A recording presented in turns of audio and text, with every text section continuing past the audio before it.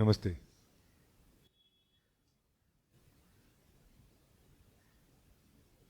Thank you for joining today.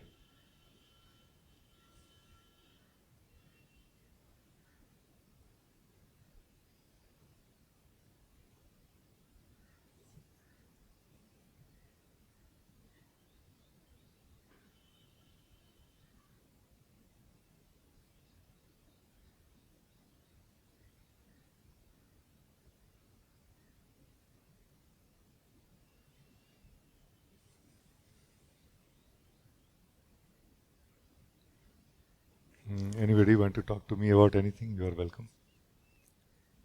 Yeah, Karuna. Rajee, in one of the last videos which were uploaded,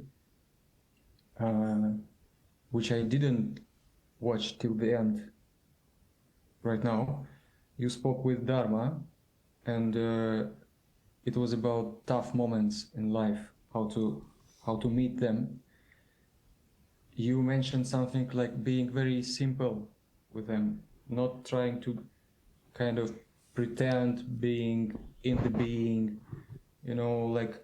but meet them as body and mind and or whatever you are, like not playing as something else, but all these things together as you are, something like that you mentioned. And then you will see that what is really the being, what is really be as the being, because the being will shine through all of that as the real thing, something like that. So I didn't watch it to the end right now. Maybe you could share that thing with me. Sure, Thank sure. you so much. Okay. uh, let us for this. Let us try to understand what is this circle of ego. No, the circle of ego is not something which is like a one-to-one parallel to the being, but it is more something which is in the being. In the being means in ourself. There is a circle of thoughts and feelings going on continuously, and we are living in it, and we are by living in it, we are living through it everything else, body, mind, life, everything. And because of this engagement with this energy circle of thoughts and feelings, which are called ego mind, we are neither living who we are, the pure being, nor we are living the body as it is, nor we are living the existence as it is. So we are not living the edginess of life. We are not living the truth of the being. And effectively, we are only living in these thoughts and feelings continuously. And these thoughts and feelings are affected by collective egoic consciousness also, unconsciousness also. So other people's way of thinking, other collective way of thinking will affect us also. We will contribute also. So this is all fine like this. For most of the people it is okay, but for beings like us, for beings like you, the seeker of truth, you need to get out of it. Why? Why you need to get out of it? So that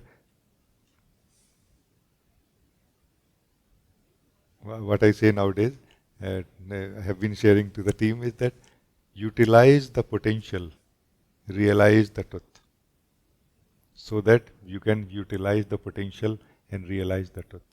The body mind, the individual consciousness is the potential which need to be realized to open up like a flower, and more and more and more.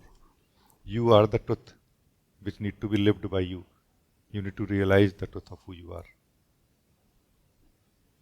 And in the difficult time particularly, our deeper beliefs in which we have been living in this egoic mind, they get highlighted or they get more strong in a way, like we get in the grip of them much more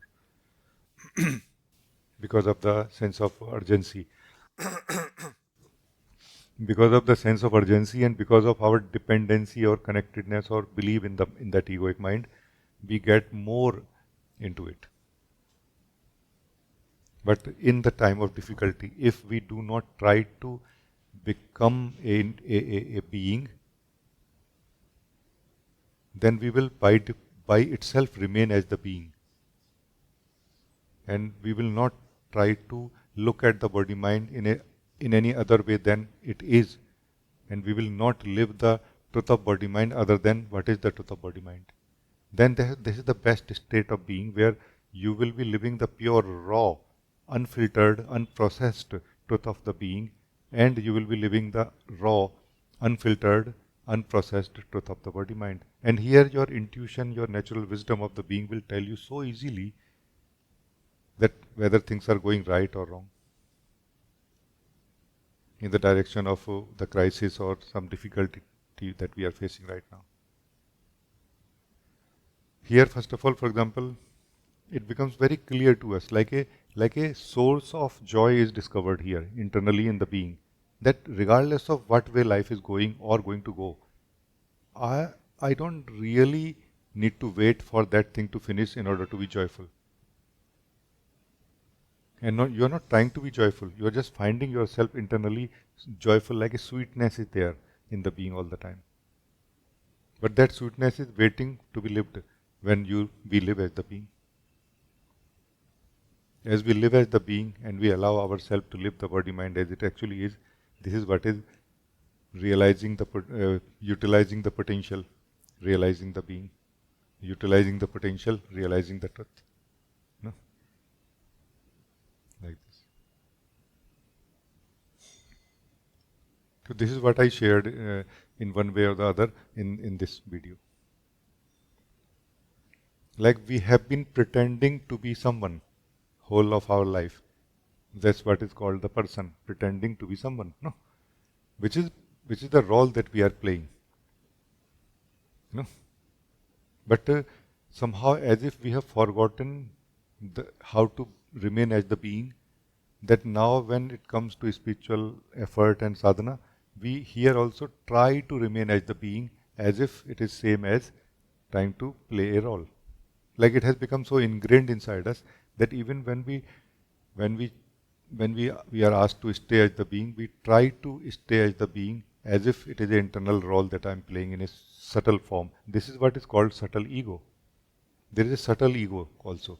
That subtle ego is basically you, the being, not living the truth of who you are, but still making effort to live who you are. That effort creates a subtle form inside you, a shape inside you that is lived by you as who you are.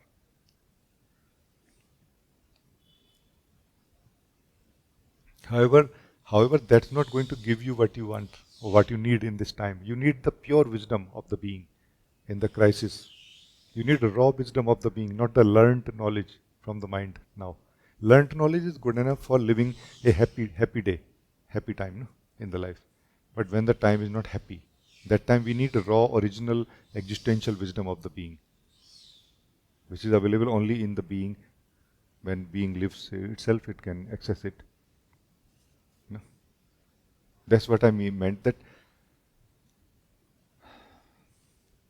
if we can accept the way our body mind is, the body mind apparently maybe not going through a good time, the situation of life apparently maybe not going through a good time, and from the point of view of a person it is true, relatively but true, that yeah, my life is not good right now, my situations are not good right now, no. But from the existential point of view, this is a pressure the existence is trying to create on the seed of individual consciousness, so that it can open up, no? But the seed is trying to save itself. How? By remaining in the imagination about everything. It is not meeting the pressure. It has to meet the pressure. It has to meet the stress in that time, so that it can open up from inside. In this opening up, two things will happen.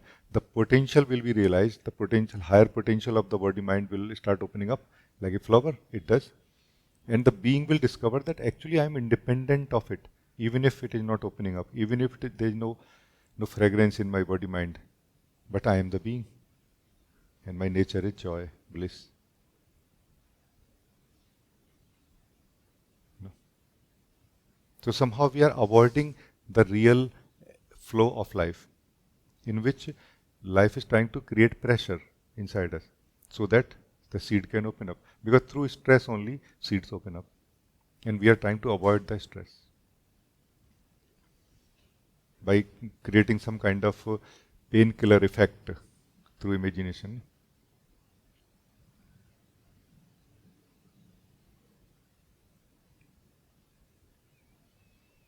Which is causing so many troubles inside our life, inside us and in our life, than we can imagine right now. So thank you. This is all I could say about it. Thank you.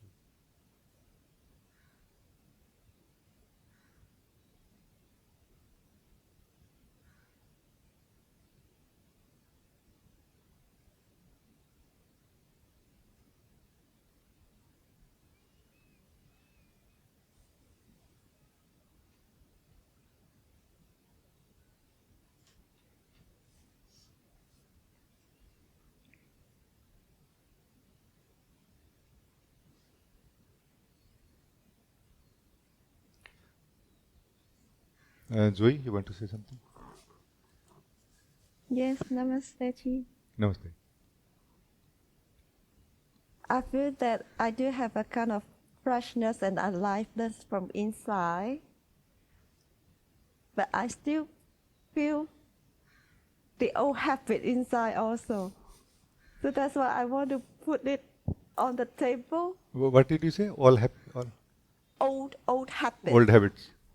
Yes, some still old things inside while I'm doing something. So then I also want to clear it up, put it in front of you. Uh, uh, yeah, it's nice actually. See, here it's not a difficult thing. There are 2, 3 key points I feel like sharing which may help you. One point is choice. Like try to refine, you should try to refine your choice. Because whenever there is a old, we have a attachment to the old also. Attachment to the old is inversely proportionate to our interest in the truth, no? In the new, no? Right? So the attachment to the old goes against the interest in the new, whether we know it or not. Mostly we don't know it. We think that this is harmless. My attachment to the old is harmless. I just have to be interested in the new, no? It doesn't work that way because you are the one being. You are the same being who will be interested in the old and interested in the new. So portion of you is interested in the old and that portion is not available to be interested in the new, no? So like this, keep refining your choice internally again and again. Whenever the old comes, refining through contemplation that do I want this old? Do I want attachment to the old? And the answer inside you will come and that will basically kind of manifest in some way. There will be an effect of it in some way. Your choice towards truth will become more profound, more strong grip on the truth will become more strong, or the choice towards truth will become more, you know,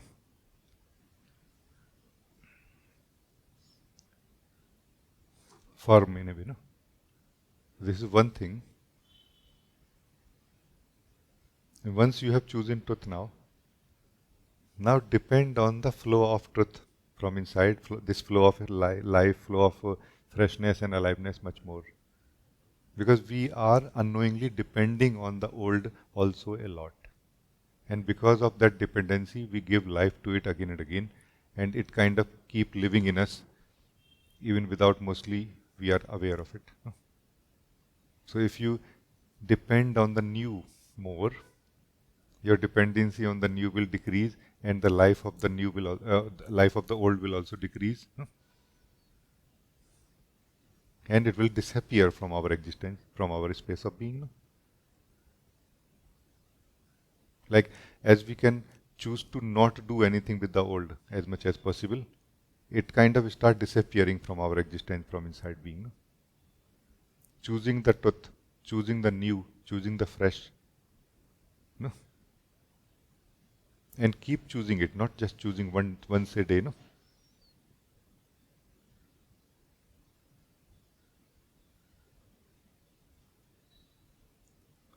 There could be different situations of life. There happen, no? Internally it happens to all of us. That's why I feel that it kind of makes sense to express about it. It's a common thing, no? That there will be a decision to be made. Let's say chai or coffee, a small decision, no? And the old way will come inside, no?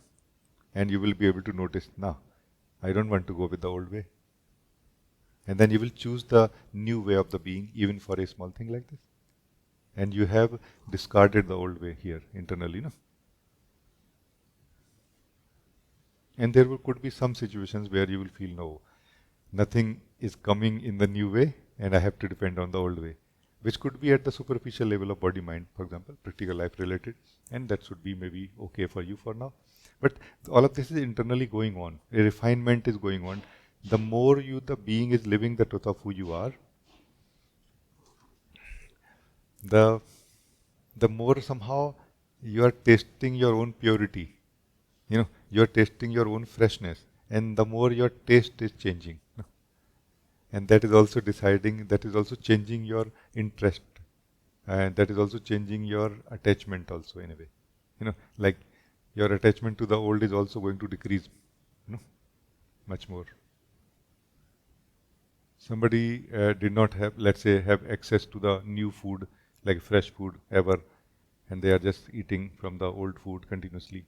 And even we may get used to of it also. Our body may get used to of it even. That when we eat the fresh food, for example, we went to the one time to village and we got to eat the fresh banana, which were actually which became yellow on the tree itself or something like this. There were no chemical involved in it. And it was such a different taste. We feel like, hey, what is this? So it takes time. But once we develop taste for the new, we develop distaste for the old also, isn't it? Or is it possible that we are interested in the old also and we are interested in the new also? Is it possible? No, I don't think so.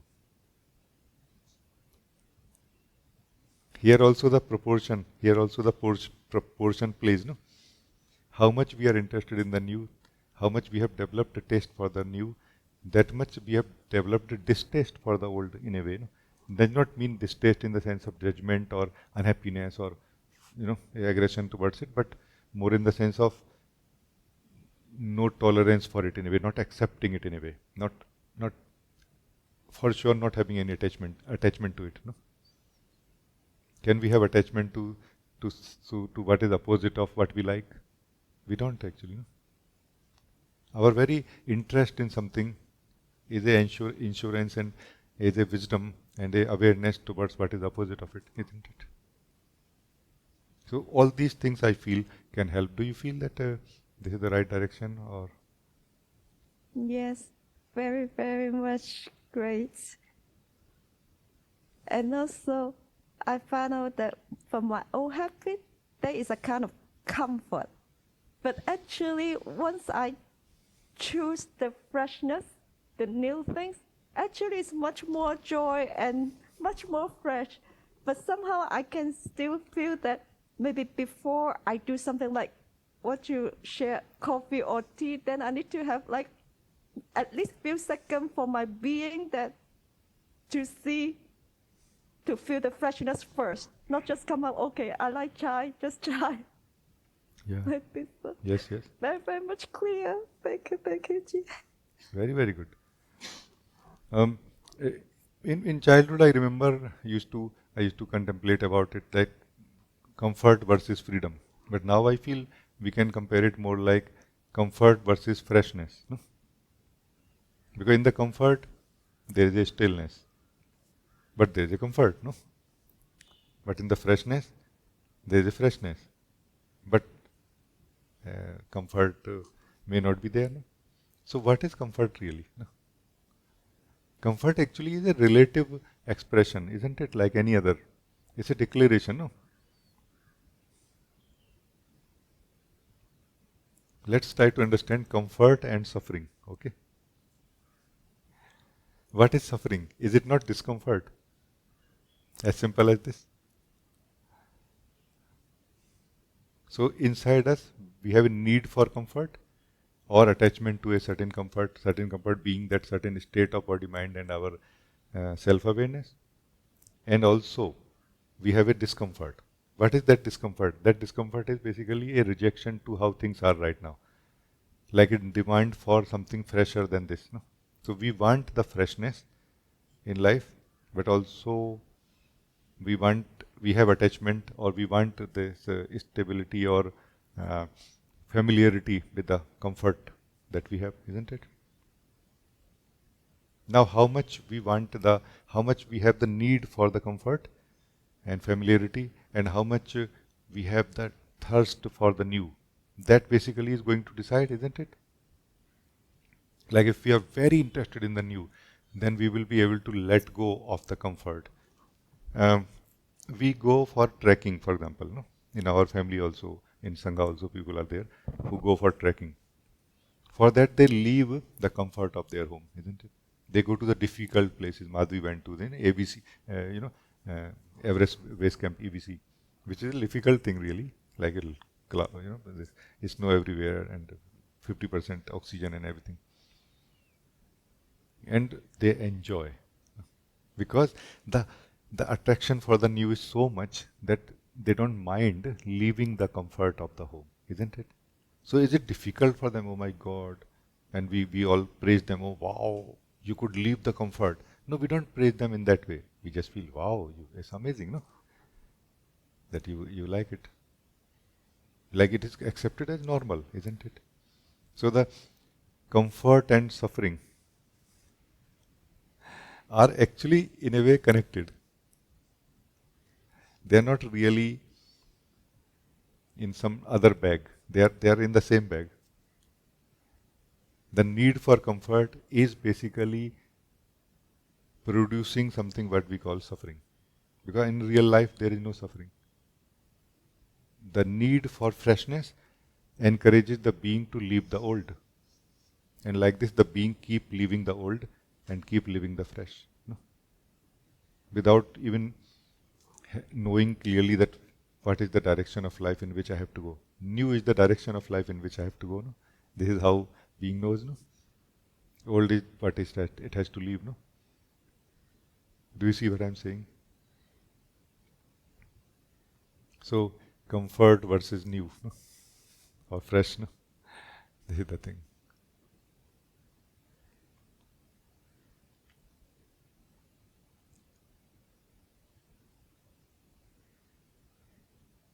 So thank you. Very nice talking to you. Thank you so much. And I feel that this kind of freshness can also help me, the way of thinking of my mind, that not just only think in my mind, but more from my wisdom from this freshness. Because I feel that sometimes when I use my mind, it's really like the mind using me, then without a kind of freshness inside, because, okay, this is my habit. I just only have this way to think. Yes. This freshness at the level of mind is very common thing experienced by those people who think extensively, for example, scientists and thinkers, and like they have to think something very new and they are just not able to because their mind is giving them the only old ways, So it's very common for them to know this. But for us, it is new that, hey, my mind is old. It just gives me only the old suggestions, old ways. But you, the being, is beyond time. You, the being, is truth. You can so easily recognize this as you start waking up to the truth of who you are. Meaning, as soon as you come in contact with the beingness that you are, your wisdom start waking up, and you are able to notice this so easily that no, my mind is giving the old stuff only, and I want something fresh. And you will be able to now, because thinking can happen through the thinking patterns which are set already in the mind, which is what we can call intellect, or we call intellect, no, in a way, up to some degree. But thinking can happen through intelligence also, the not set ways, but the new way, no, the fresh way of looking at things. No. While we will be still using the intellect, but using the intellect, not the intellect using us. Like you are saying that my mind starts using me. I don't feel this is right. I want to think something, not that I want my mind to force me to think something. No, it's a very good insight that you are sharing. No, it's very good.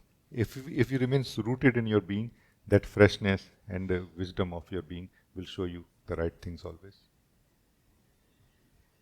The purity is what you have to catch in your being, which is the unmixed state of being, the pure state of being, no? Which is going to reset all of our standards.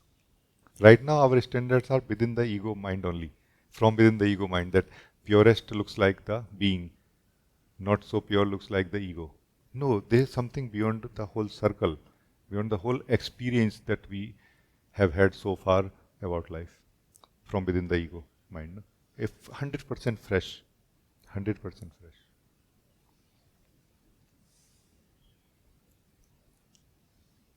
That 100% fresh is the being that you are. Once you come in contact with yourself, your standards will get reset completely. We will not be so much negotiating. Generally, in the spirituality, we are negotiating a lot. That can I keep this? If I have to leave, then can I keep this one? If I have to leave this, can I keep this one? Internally, of course. Then we will not negotiate. All of this is old. It will be seen like all of this is old. Why I want to keep anything now? Why? Then you would not want to keep any of it. You see what I mean? This is what is waking up. When the being is waking up, it also waking up to its original uh, freshness and its original taste or interest in freshness also. Being wants freshness and continuous freshness, not just one time. No?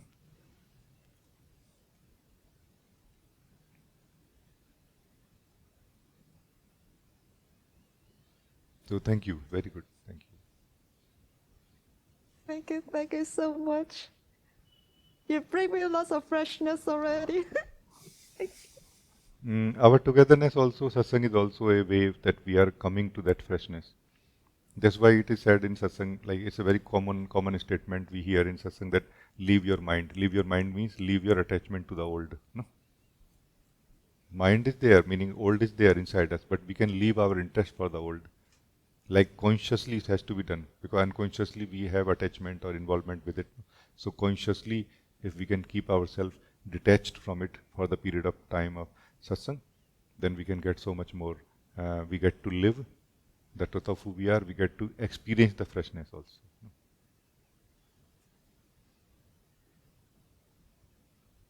Here also the same ratio plays. No? After a certain threshold, once we are able to experience the freshness of being beyond that certain threshold, there is no going back to ego. Until then, there will be going back to ego, because that will be felt like a home. No? Thank you. I think it's very good.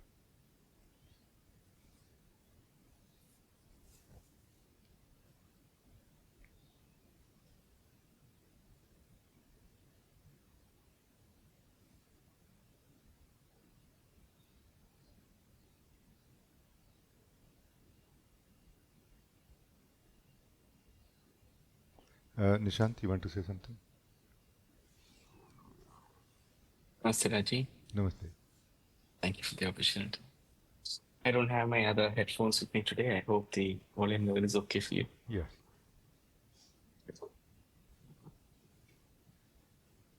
Before I get to the main topic, I just want to remark, Rajee just mentioned about the threshold beyond which the being will not move towards ego. No? I feel this satsang is like a lab environment where we have an opportunity to increase the level of freshness we feel, so that we get if we inch closer to the threshold. No?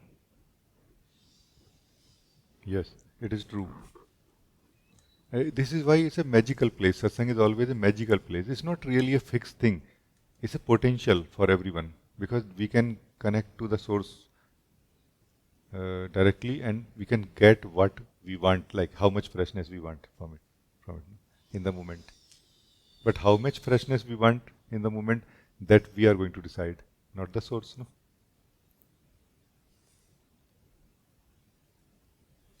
So in this way, yes, it is very, very true.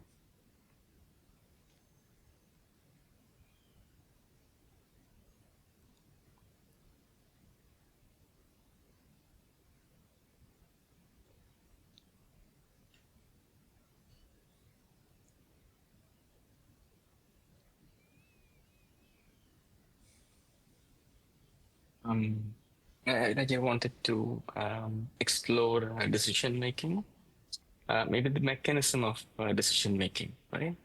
And this is not from perspective of how to make better decisions, but I feel it's a way in which we can come to the stillness of the being, and the right actions happen from there.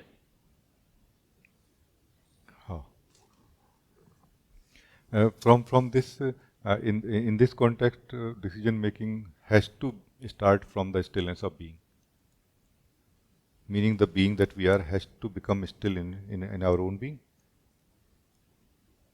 When we become still in our own being, we don't become dead or inactive or inaccessible, or nothing else also becomes inaccessible to us. This is the effect of living in a very limited state of being, that we think that if I am still, I cannot think, I cannot look, I cannot make decisions. It is just because of living in the ego state, which is a very limited version of who we are, that we think that either I think, or I see, or I sit quiet. No, like this. When you, the being, sits quietly in your being still, you are at your best actually. Because then you don't make decisions. The natural wisdom or the awareness of the being is able to analyze the situation within the individual form, your form, and the whole context of individual form, a story, person, all other persons, situations, and everything is brought into one light of the awareness, which is naturally available in the stillness of the being.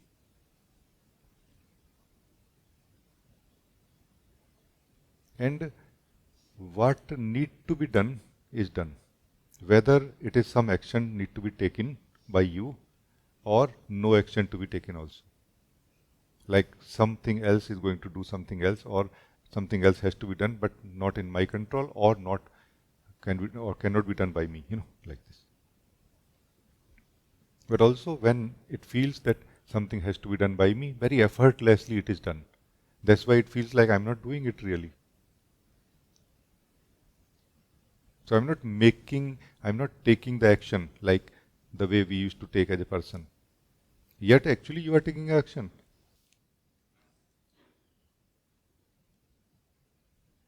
Because you, the being, can control, or you can let it flow. No?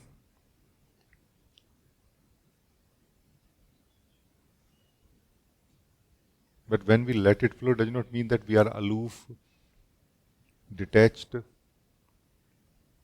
indifferent. No, we are totally involved into it because this is my life.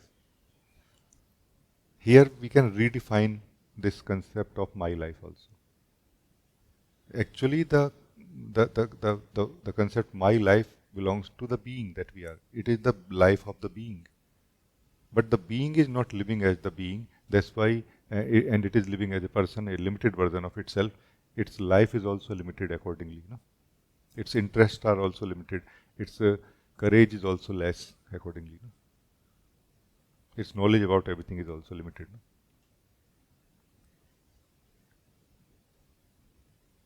In this view, neither there is anything spiritual nor non-spiritual in life. Life is one.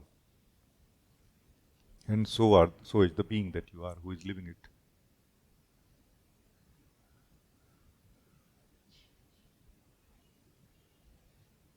When we will become still in our being, when we do become still in our being, we actually return to that actual flow of existence, from where everything has been happening or is happening now. Like what has to happen, what will happen from within the oneness of life, from within that one harmony. No? So it is that one being, one harmony, one wisdom decides what will happen today, what to be done through this particular form, because it has to be in harmony with everything else.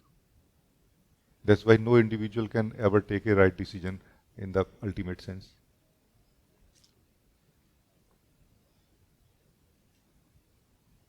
So decision making in this context is very, very, very different than how we think decision making is.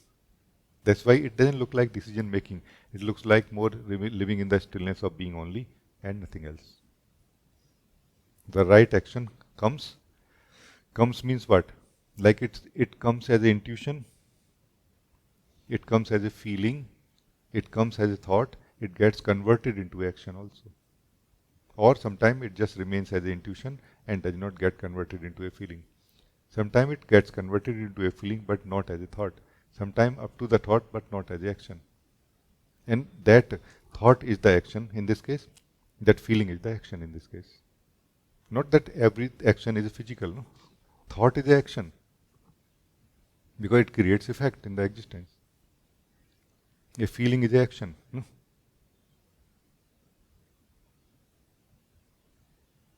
Not that everything has to be converted into physical action only, no. That also is one level of action.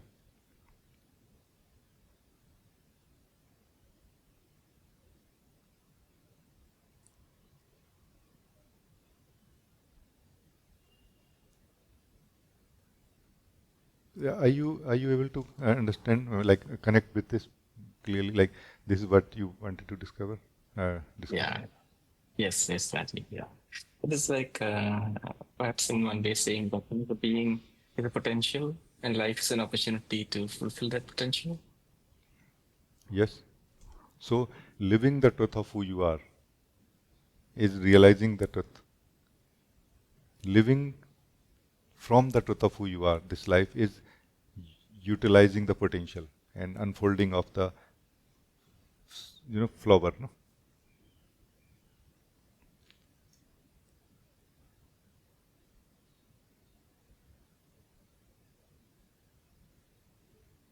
And there's such a joy, beauty in this unfolding of the seed consciousness or seed potential, no? Because it is waiting. When it is not realized, when it is not utilized, the potential, it becomes so heavy that it becomes almost like a sickness in the being.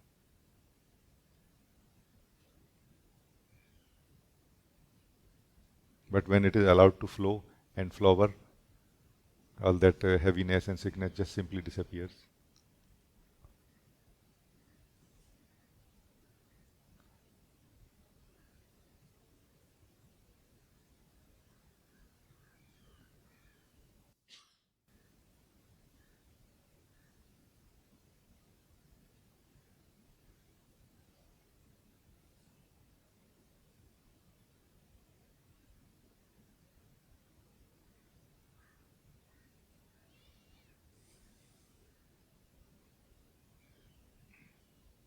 Rajee, can we take a look at the other side also? Decision making that happens while in the ego. Yeah, we can do that. Please say something. Yeah. Give me some cue or like this. Yeah. So it seems that there are two, three maybe levels at which decision making happens. Eh? One is a mechanism to address some emotion inside. Yeah. So there's one wants to feel something. Are you able to? Sorry, is my voice okay? Yeah. Just something was not clear, so I'm just asking. So I will just reiterate. Yeah. So I was saying there are seems to be few levels at which decision making happens. Maybe one of the base levels is that there is a motive, let's say a tendency to maybe experience some emotion or to release some emotion. Yeah. So one wants to feel excitement, one does certain actions. Yeah. Or one is feeling suffering and then one wants to release that suffering. So they act in that particular way. You know? So this seems to be one level at which things are going on, yeah. So then maybe one level I don't know, deeper the expression, but maybe a higher level of decision making is when these emotions don't play that much of a role, but one is able to still, from a neutral perspective, make decisions. But it's not at the level at which the being is realized. Yeah, it's somewhere in between, maybe.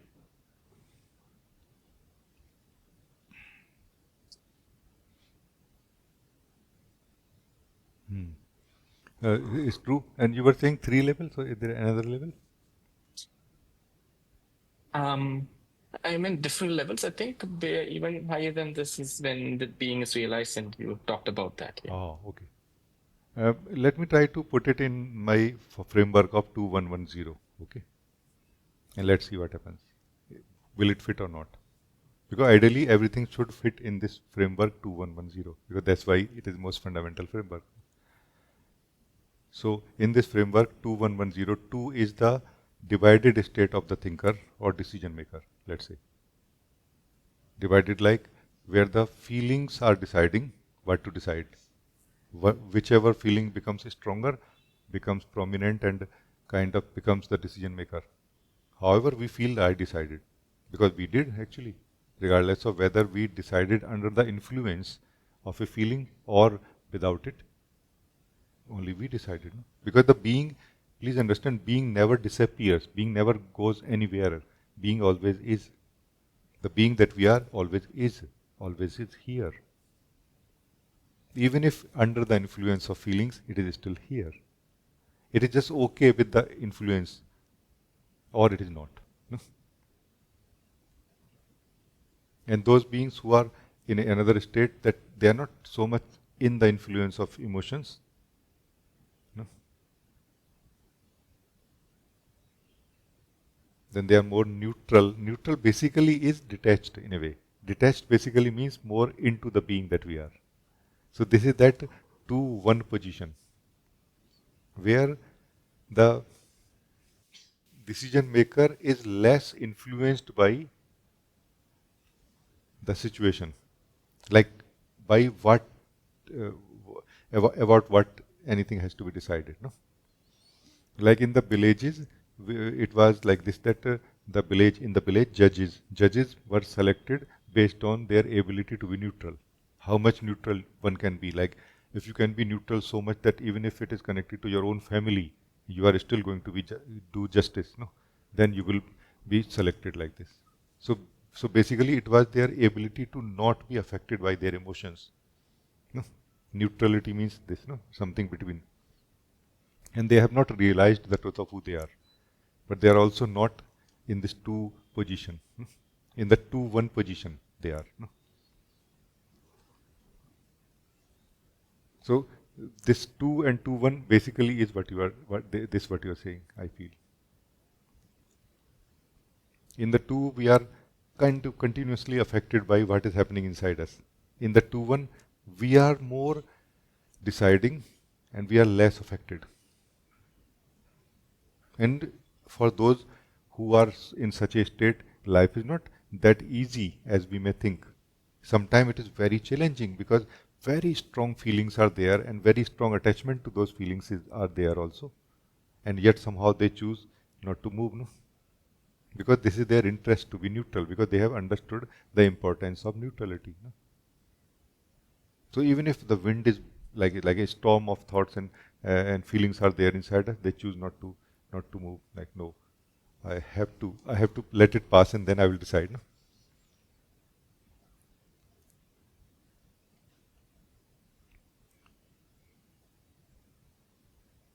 But decision making is being done in one sense, whether under the influence or without, by the real decision maker only. No? That's why the decision maker is always happy or unhappy about the decision, like satisfied or not. The more neutrally it is done, the more the decision maker, feels satisfied that I'm happy with my decision. No? Even if it may not feel nice, So there is a big thing here: feeling nice or feeling true or being true. No? Feeling nice does not necessarily mean always being true. Even if not feeling nice, but being true. being neutral. Being neutral necessarily is not feeling nice. Many times it can be continuously not feeling nice. You know,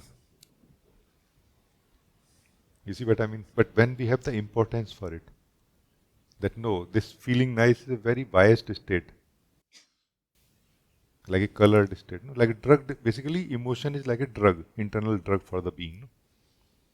Being lives on that drug, one drug, another, like this, which is all natural. It's not some fault, somebody's fault. This is how existence is flowing.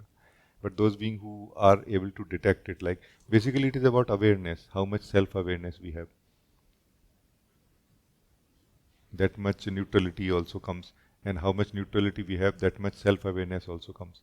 So this 2-1 position in this framework is more self-aware decision maker, like a more stable decision maker, no? Like this, which is an amazing place for living as an individual, even if we are not interested in knowing the truth of who we are.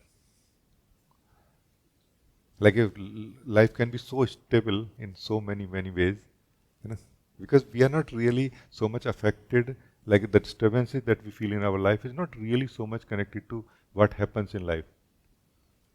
It is more how we meet it, what we demand from it, or what we are desiring for it or expecting from it. No.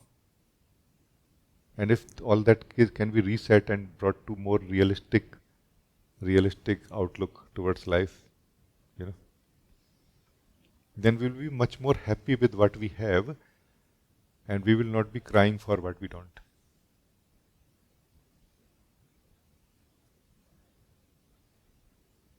So is this the right direction? It's a good topic, very good topic. No? Yes, Rajee. Very aligned. Yeah. Oh, very good. Thank you. Thank you. Just to clarify, so Rajee, the 211 is what we talked about initially. Yeah, 2-1. No, so you started off how the being expresses itself, no? Ha.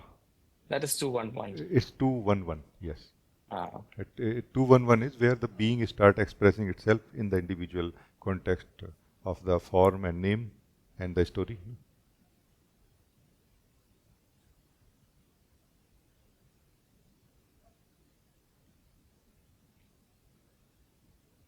Because here being does not really care about being neutral or emotional at all now.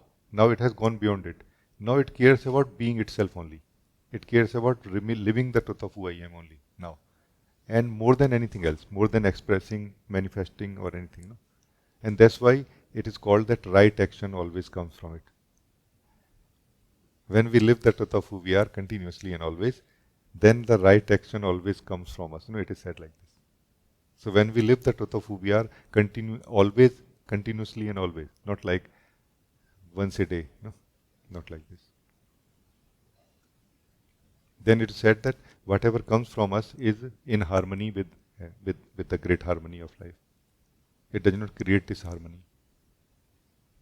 That's why it doesn't need rework. Like it doesn't need to be scrutinized in a sense by us.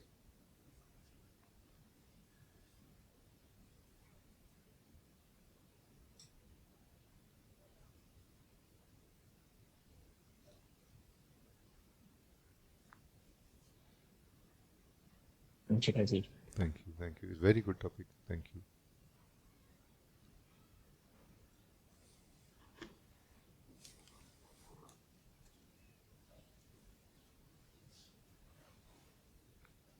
When we are on this topic of framework 2-1-1,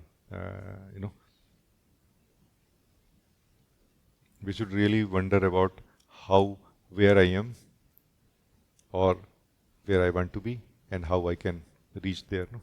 We should really wonder how I feel. No?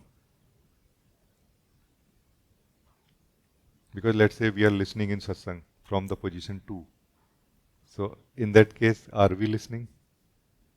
Or is it our mind listening? Ego mind listening, isn't it? So even to listen in Satsang and benefit from Satsang, we need to be in the 2-1 position. Meaning we need to, at least for the period of Satsang, we need to put aside our mind or ego mind, not listen to it and not listen from it, but directly trying to listen neutrally what is being shared. No?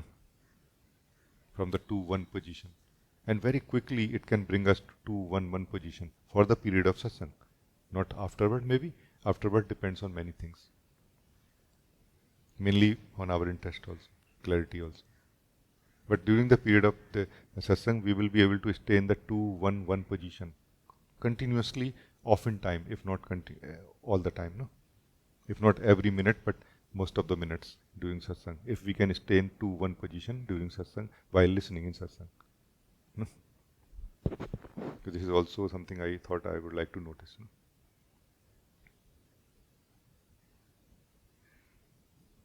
Thank you. Very good. Deepa, you want to talk?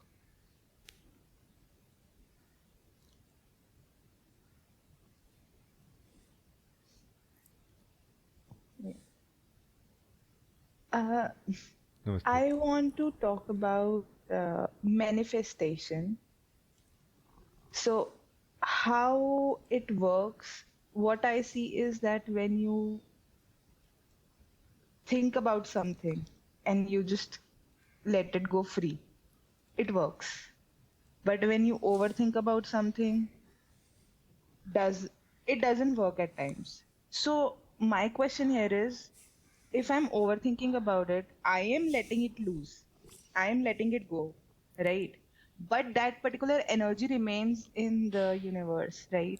So it goes to somebody else and who is in that frequency. So our thoughts are really random.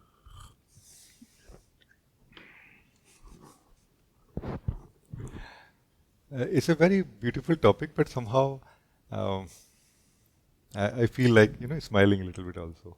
No? It's a very beautiful topic actually, and I very seriously will attend it. And for that, we need to understand who we are and how life has got manifested in the first place. No? Life as it is, me and you, every one of us as we are, is what is manifested already, isn't it?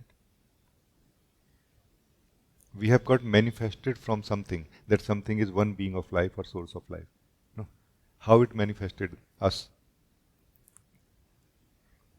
is the exact same mechanism through which we can manifest anything in our life. It's not really different.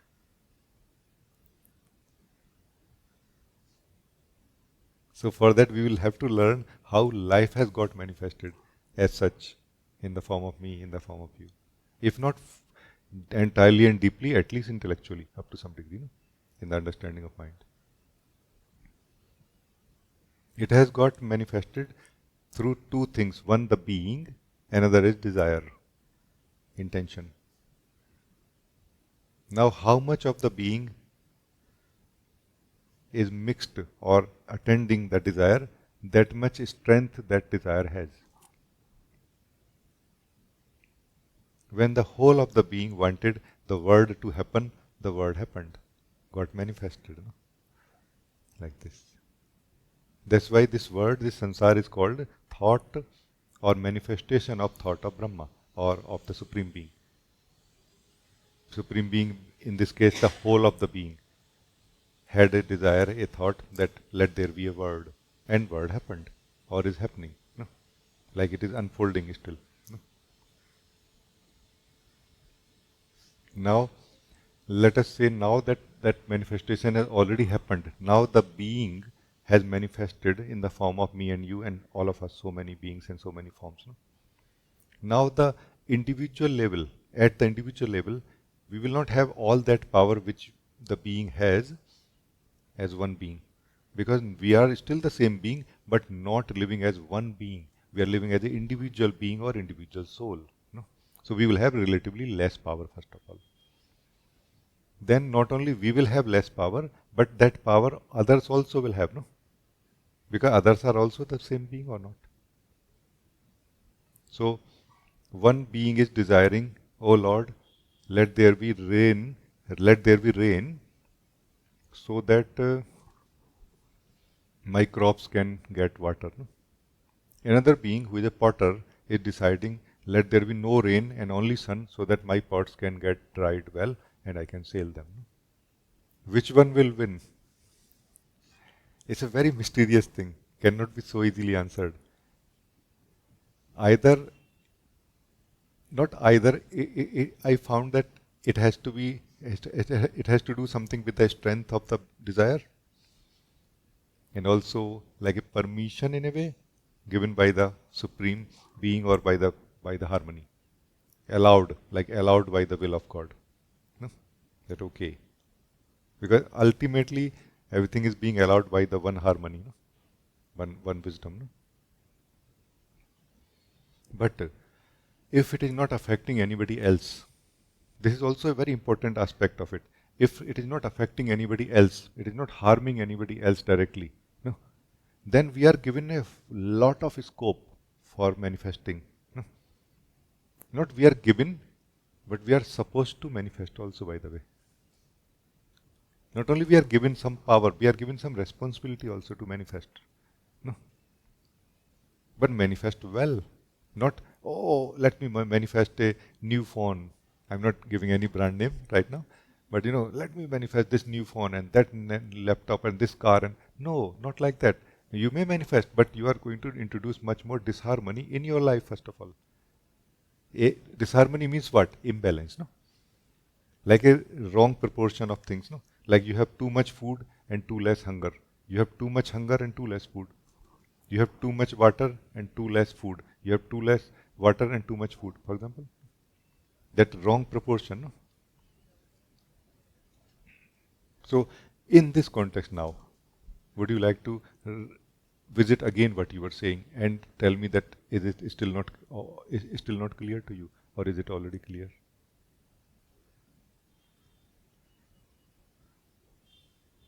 What I understood is that it depends on the willingness and how strong the being is that the manifestation would work, right? And In one sense, we can use the word willpower.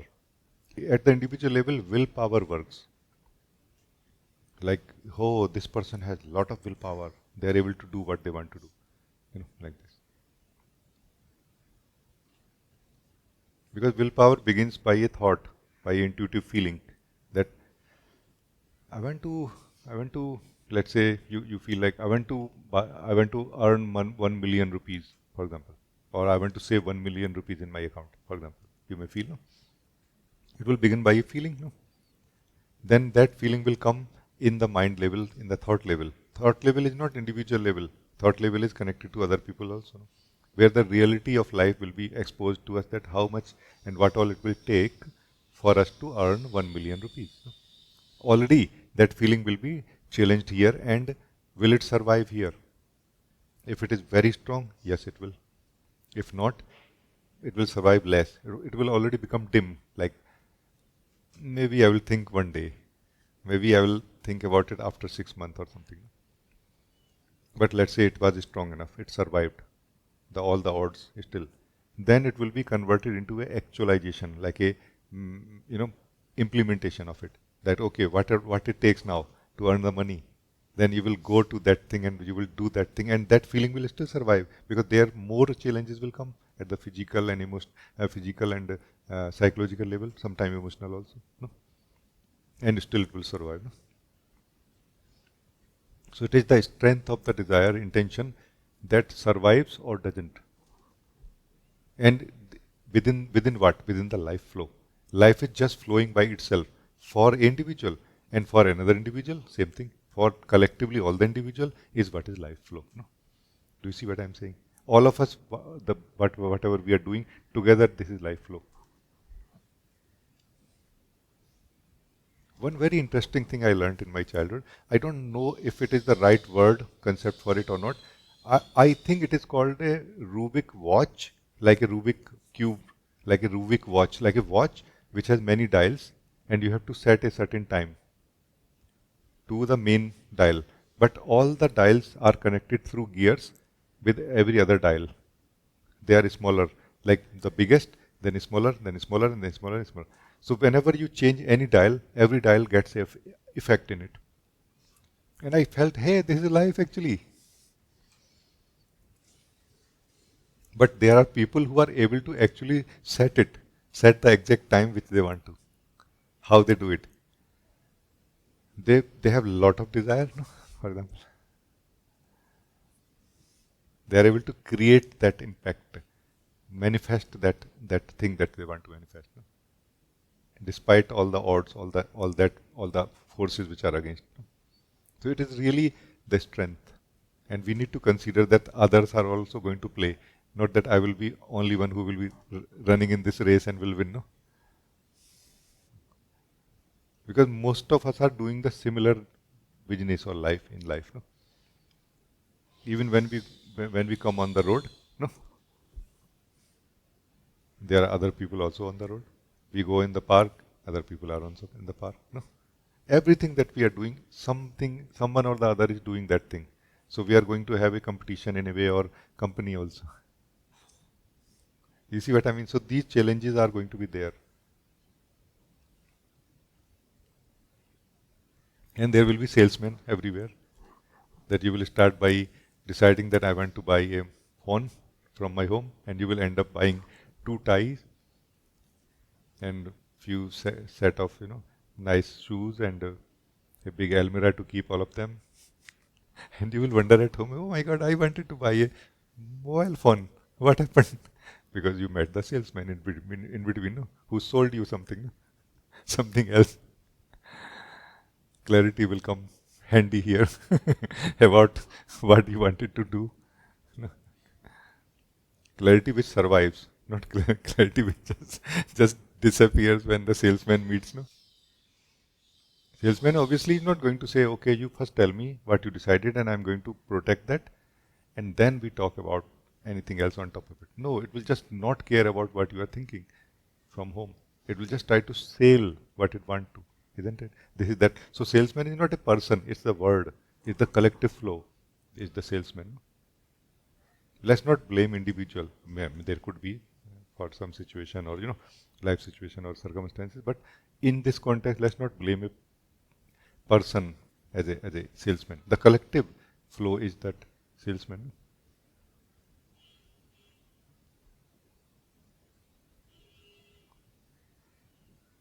Like you feel, I want to be peaceful in my being, and you go out of your house and you meet somebody. Oh, where are you going? I want to be peaceful in my being, so I'm just searching for a place. Oh yeah, I have a place. You can just sit quietly, but then now that you are sitting, would you like to have a cup of tea? Oh yeah, sure, why not? And then the conversation begins. Then after end of the day, you come home and you think that I actually went for being peaceful, and I ended up having chai and then followed by dinner, lunch, and then dinner, and then walk in the park and forest and everything. Except peace, I had everything. I hope that I'm just joyfully sharing this now this, but I hope it is clear now.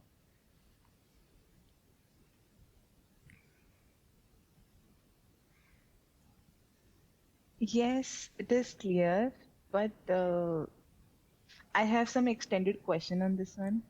Yeah, go ahead. So, if you say so that, manifestation works on the willpower, but we also say that a single thought is very powerful. Where do those thoughts go then? If a single thought is powerful, it depends on the one who is thinking about it. No, thought of the power is dependent on the thought, the power of the thinker of it. No? How divided, united the being is as the thinker of the thought, that much power that thought has. No? But thought is energy, right? Thought is Energy, yeah, right? but So energy but cannot be destroyed. but in that If case, everything is energy. No, not just thought. No, thought is not that only thought is energy. Feeling is also energy. Body movement is also energy. Body itself, physical body itself also is energy. No? Physical body itself is also energy, made of energy ultimately. Elements, body is made of elements. Elements are made of energy. No? Like that. So energy, yes, cannot be destroyed. It can be transformed. That's what is the salesman. It transforms your energy into another thought. No? That no, you should not buy a mobile phone. You should buy a pair of shoes, socks, tie, and a almirah to keep them. No? So he transformed your energy. No? You should not let him transform. That's what is integrity of the decision maker. The more clear the decision is, the less chances are that something can change it. More clear means what? Clear means undivided. Meaning all that which can be challenged has been calmed out of that decision already. That's what is clarity, no? Or undividedness. Some material is there which can be challenged, doubt can be created by somebody, then it will be created. No? Why don't you remove all that material which can create doubt in you ever? Through you or through anyone or through life situation. No? So this is what is clarity. Clarity or undividedness of the decision. We need to grill, do a lot of grilling here. We need to do a lot of processing here, hard work here before we can say, yes, my decision is unshakable now. No? Because we will have to consider everything that this decision will go through now. It will go through thinking. It will go through actualization of it. It will go through people and their talks and everything. No. It cannot be emotional decision. Oh yeah, let's do it. And then next day, no. That is more, New Year resolution. That's not real thing. No. New Year resolution survive until 5th at the max 7th of January. No.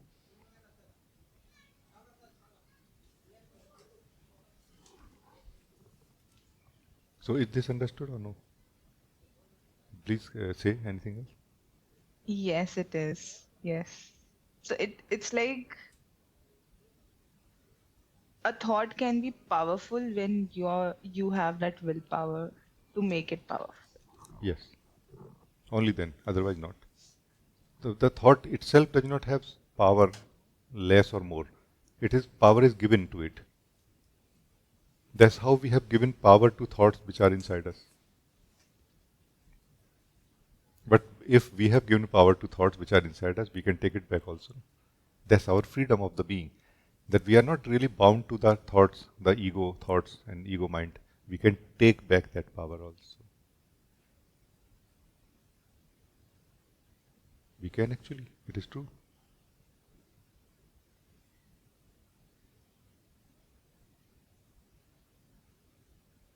One interesting thing about on this topic is that it is said that those thoughts which are noble, which are for the benefit of all, welfare of all, they are manifested mostly. Is it not true? And why so? Because the whole being of life comes together with you. No? Because it is for the whole.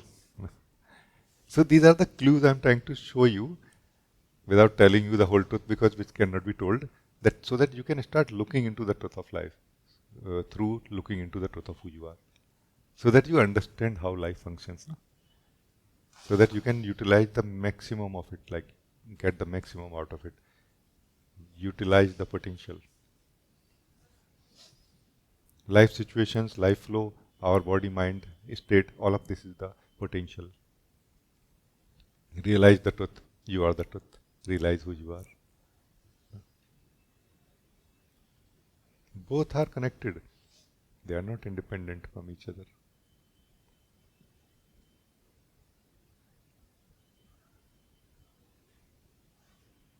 So we are good. Thank you. Thank you so much, Rajee. It's always nice talking to you. Always nice talking to you. Very, very good. Thank you. Thank you.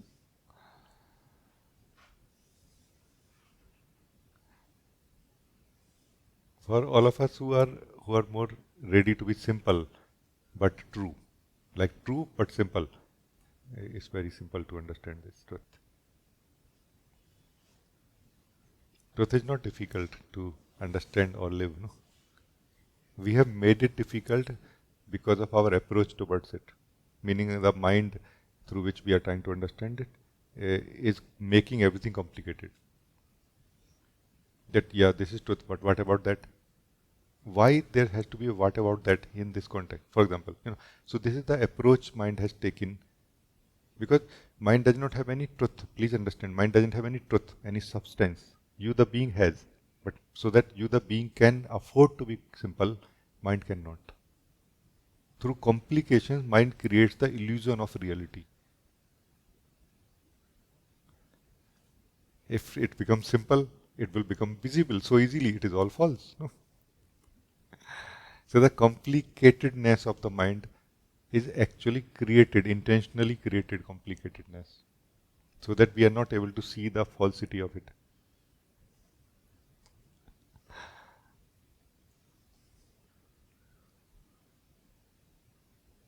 In very simple words, mind is a talk happening inside you. It's fine. Why you listen to it? Why we listen to it is the hypnosis or identification part of it. That we are identified with it, we are hypnotized by it. So is it the mind creating things complicated, or is it our self in the hypnotized and identified state?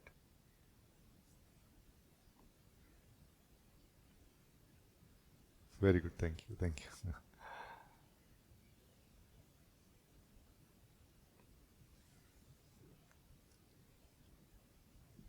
Anna, you want to talk?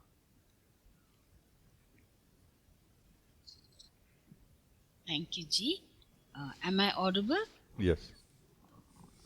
Yeah, G, I like this topic very much because in my very recent in the realm of the manifest world, Maya world, or experience world, or whatever we want to call it, I have been experiencing a lot of intensity. And so, exactly what you were just now saying, if I start to blame the people or even blame myself or see things as individuals doing things and in a situation, instead of just seeing them as energies, it becomes very counterproductive. You just get more and more caught inside, more and more caught inside. And thanks to Satsang and being with you now for so many years, I was able to and the experiences recently have been really very intense. I've shared with you a little bit on email, but I found that ability to just, instead of being the movement, to be watching the movement. That was like a kind of a step one is being in the movement. I mean, that's not step one, but then the other thing is watching the movement and saying, hey, I can see movement, and then, hey, who is this I? Because either one is lost in the movement or one is lost in observing the movement and the drama and feeling very proud of myself that, hey, I can see the movement. But then who is this I? How amazing, no? How amazing is that?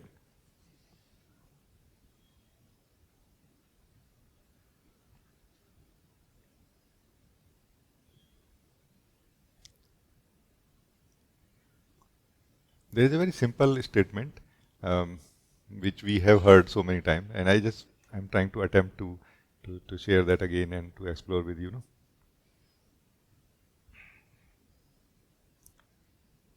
We need to do always something to remain as ego, and we do not need to do anything to stay as who we are, truly.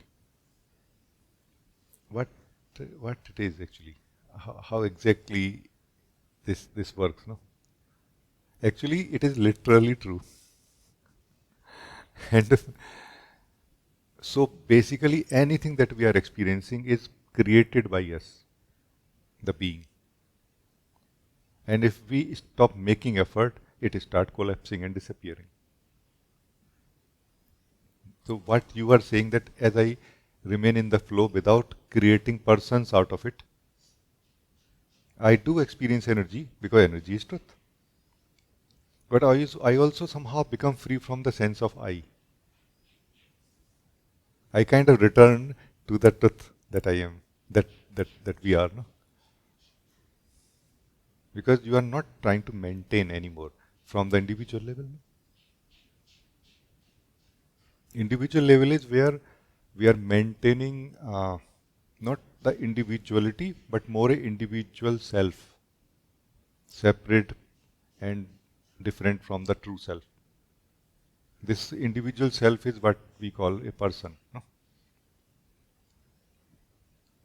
So the purpose of storing thoughts and feelings locally is not just mm, out of the training that we have got, so that we can do the daily life activities well without trying to reinvent the wheel again and again, like without the need to learn everything again and again like a child. It is mainly for maintaining a personal identity. No? And in your case, that need is not there in you, and that's why most of it is draining out or has drained out. No? Life is still here, energy is still here. As Deepa was saying, it is true. Energy cannot be destroyed. Life is energy, or energy is nothing but another name of life as a whole. So it is there. Forms are there, they are dancing, tendencies are there, everything is there. But the person is not there. A separate self is not there. No?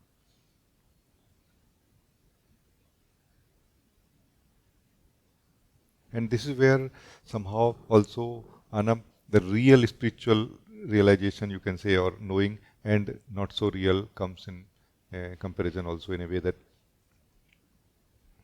as long as we are choosing between the false and the truth, it's not deep enough, I feel.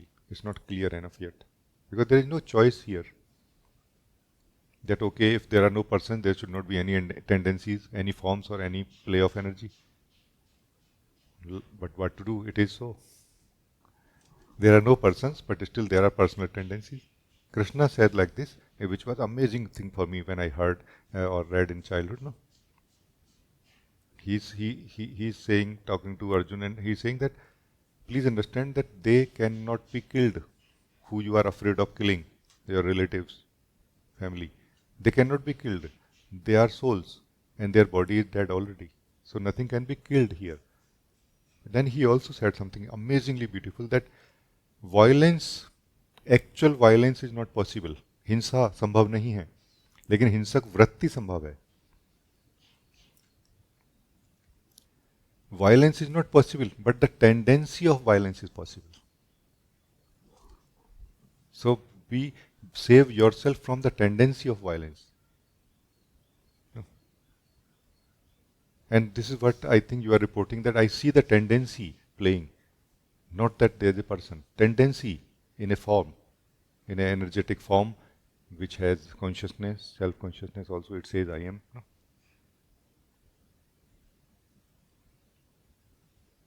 Yeah, very nice. Please say more, anything.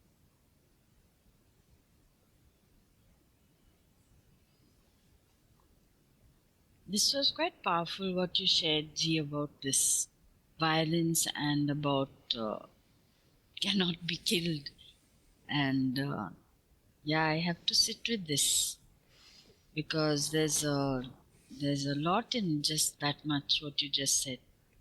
It is. Thank you, G. It is. It was for me also since my childhood, and it has been kind of unfolding its own truer and deeper meaning in my heart and being continuously after that. Because the real life is so different than how we think. Real life is, for some, it is like collection of souls. For some, it is the one soul, supreme soul, dancing as many. For some, differently we are looking at it. And we have to, based on our state, we are going to allow ourselves to reveal, let this truth be revealed in our heart and lived by us.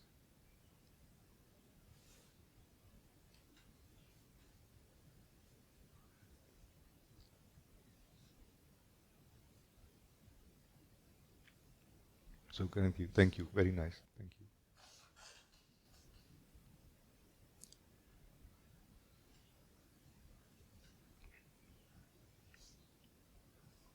In this vast conversation, in this such an open conversation, I would like to bring my simple pointings, which looks too insignificant many times or not so important.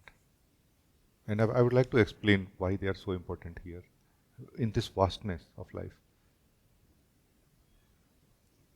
Let's come to one thing, core meditation, just sitting, just being. Just sitting basically is just being. Why it is so important?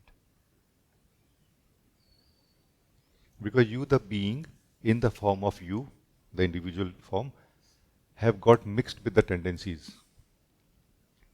And you are supposed to be free from all of them into the purity of your being.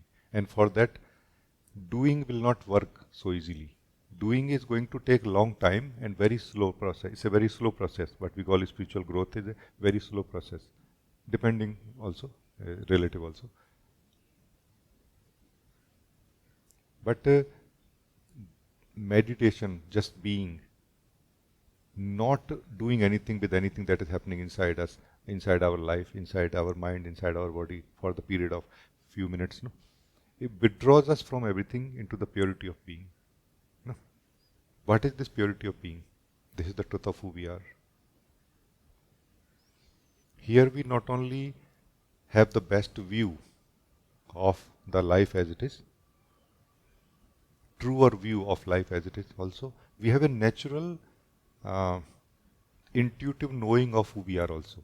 No, what we call self-awareness is not really a kind of result or answer of a question who I am. It's a intuitive knowing of who we are by ourselves. This is what is self-awareness. No?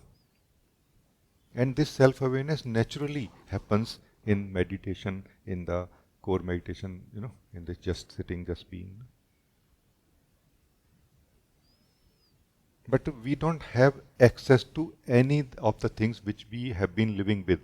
The story, the problem that we are trying to solve there, the directions and everything. No, we don't have that, and we are not generally ready to let go of it because we still have a hope that I want to solve it there. And there is nothing wrong in solving it there.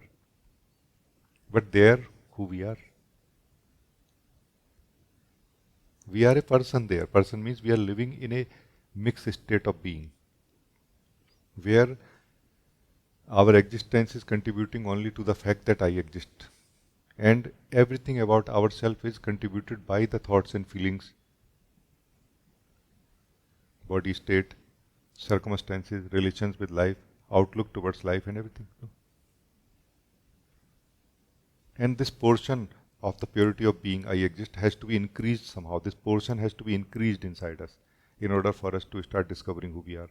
And for that we will have to withdraw ourselves from that individual mind level where we experience ourselves to be as an individual person, and where we get plugged into that which affects us or colors our vision also. Although all this while when we are living as a person, we are the pure being also. That's why we have a chance and a possibility very quickly to withdraw everything and slip into the purity of being. When I am sharing like this, actually, many of us are actually doing it also. I don't mean that it's a guiding, but what I mean is that it is so possible, so quickly possible.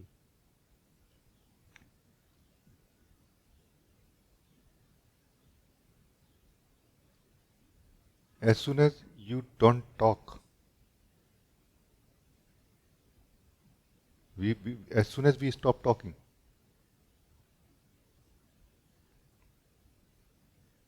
we start returning to the silence of being, to the truth of who we are. However, it may not be your experience, and I understand that why. And let me explain. As soon as we stop talking, the talk inside us does not stop, it continues. But that makes no difference. That amounts to nothing if we choose not to talk. But then we say, but why my thoughts are there? This time, thoughts were talking inside us, but we were free from them, unaffected by them, until we talked that why thoughts are there. This why thoughts are there is where we talked back.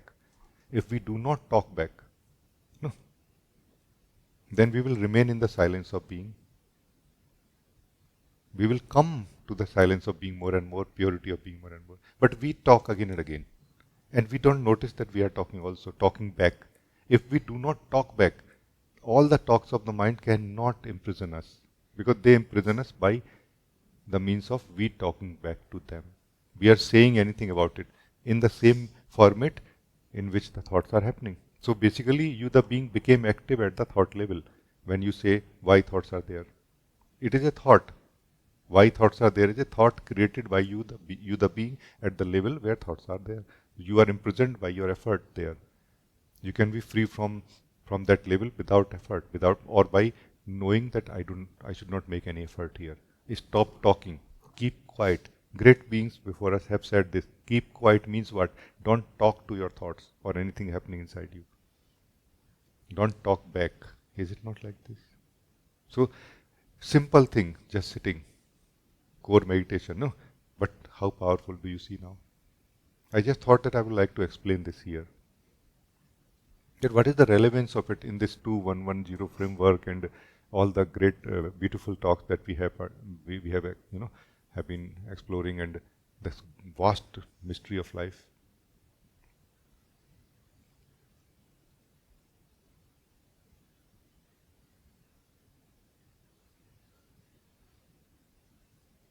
So the message and just being, just being includes not doing anything also.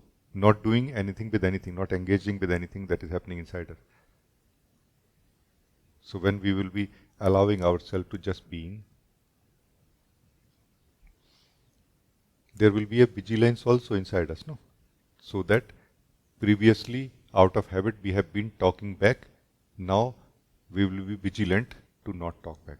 So there will be a continuous vigilance inside us, continuous alertness inside us to monitor that whether I talk back or not. And whenever we find ourselves to be talking back, we withdraw ourselves from it. We leave the half talk, half statement internally.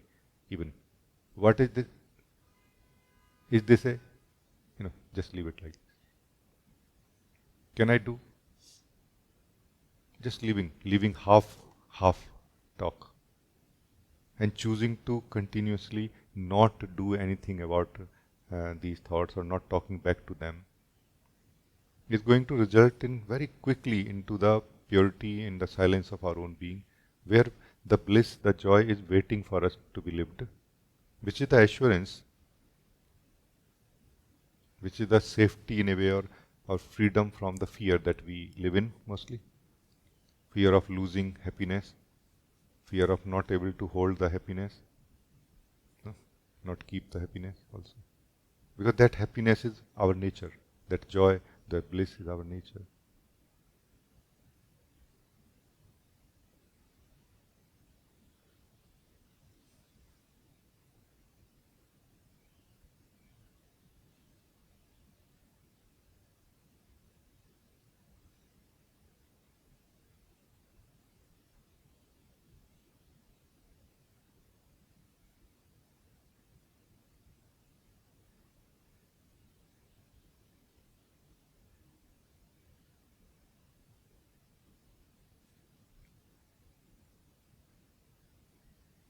So very good, thank you.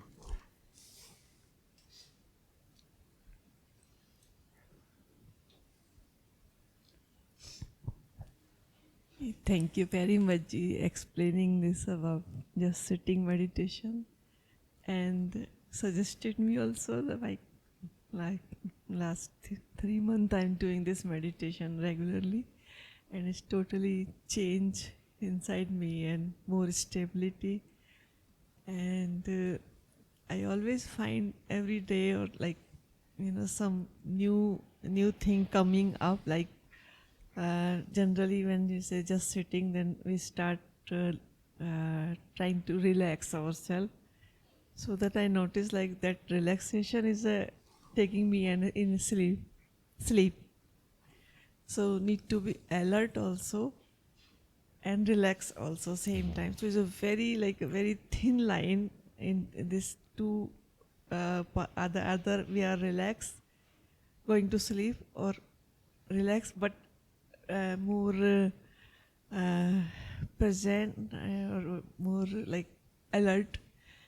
So I always like more alert in this point, because when it's starting, then body mind start relaxing and it's going to take a sleep immediately if I'm not alert. And another thing also I noticed, like when we are going more connecting ourselves, then we feel like more joyful. But the joyful also experience.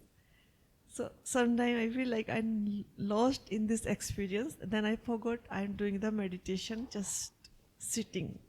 So I involve in that joy. So that clarity come day by day, and I'm very very happy to be bring in your light and in this sharing. Yes, yes. Thank you so much. Very good. You It's can very, very good say if report. I am also up to listen to you more about it if it is. Thank you. It's very good. I mean, what I found, there were 2, 3 pointers that you, in your talk, were highlighted. That one is this alertness, that if the very subtle demarcation line between the alertness, between the relax and sleeping. So that is what is alertness basically, remaining alert, but in a more healthy way. You know, in a more healthy way. Not so stressed that it itself becomes a problem, but not so relaxed that we feel like sleepy. No? And that is like a refinement that is happening in our understanding slowly, because we are the being.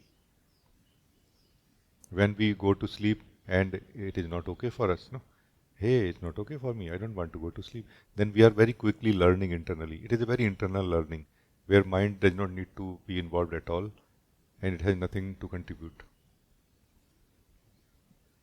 Because it's not a external learning, it's a totally internal learning. No? So that balance in between, like it's like a safeguard. If we can remain alert, like if we can learn just one pointer, alertness, while meditating. Yeah. Meditation is not relax into the being. It is an alert relaxation into the being. It's a conscious relaxation into the being. Conscious or alert part is not going to let us go to sleep or engagement, both. It will save us from sleep and engagement, both.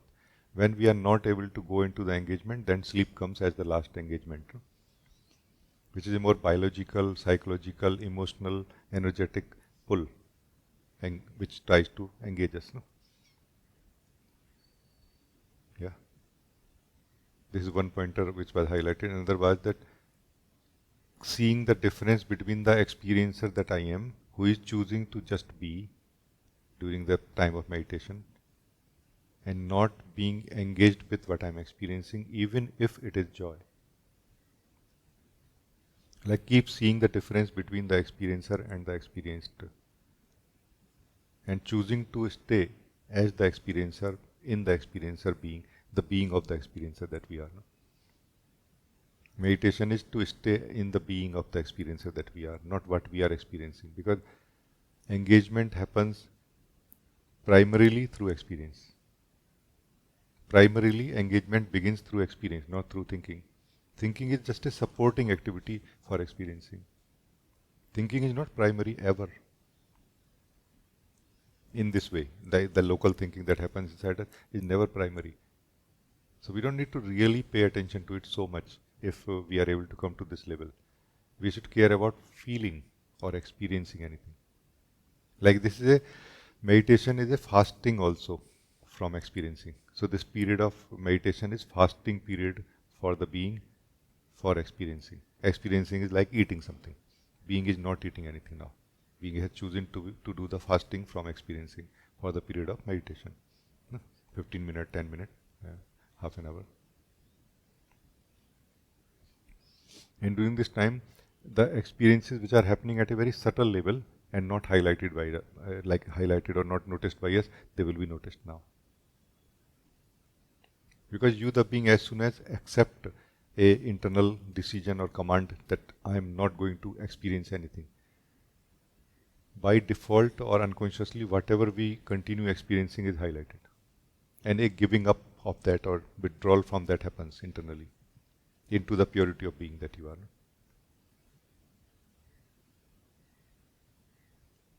Yeah.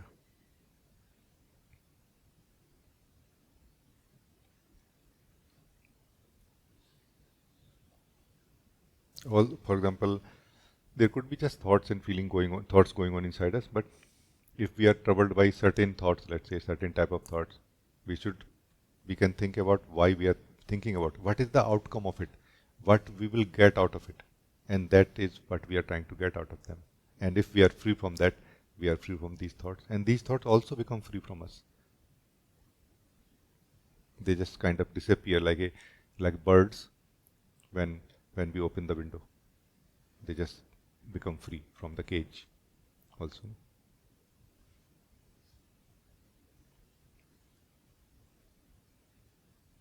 So I think it's very good. Thank you.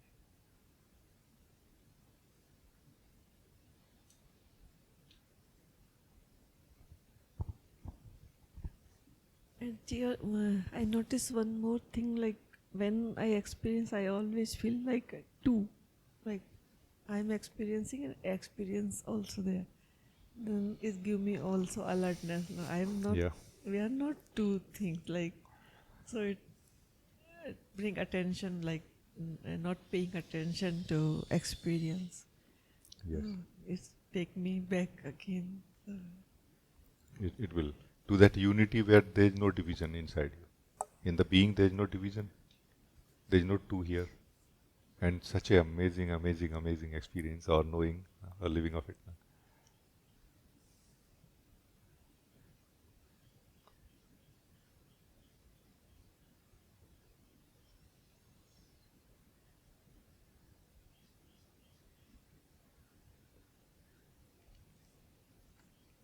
Good, good. Thank you.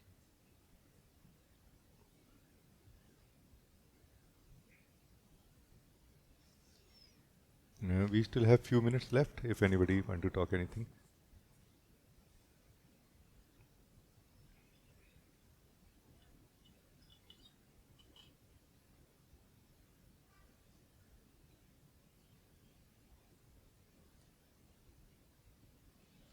Udan, you want to say something?